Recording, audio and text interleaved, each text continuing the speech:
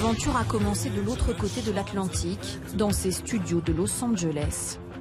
Johnny travaille alors depuis 6 mois sur son nouvel album. Affaibli par son cancer, il profite d'un regain d'énergie pour enregistrer 3 premiers titres en mars 2017. Pourtant, la version instrumentale n'est pas encore finalisée. Il a posé sa voix sur des maquettes, qui était quelque chose qu'il ne faisait jamais, mais à l'époque il avait une très forte envie de chanter ses chansons et il l'a fait. Et donc quand on est rentré en studio pour produire les versions finales de ses chansons, on a gardé ses voix qui étaient extraordinaires. Guitare, basse, batterie, clavier, les instruments sont enregistrés 5 mois plus tard aux États-Unis.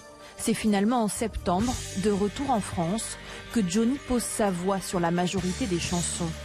Dans le studio de Suresnes, le rocker enregistre 7 titres. Malgré la maladie, sa voix est claire et puissante. En réalité, il avait arrêté de fumer depuis novembre 2016. Donc quand on a commencé les voix en studio, l'ingénieur s'est retourné, il m'a dit « mais c'est quoi ce délire en fait ?» Il avait récupéré une espèce de voix avec une absence de tabac dans les poumons. Donc tout d'un coup, une espèce de coffre très très important qu'il avait probablement peut-être jamais eu. Johnny aura finalement enregistré 10 titres sur les 22 que lui avait proposé son complice, le musicien Maxime Nucci.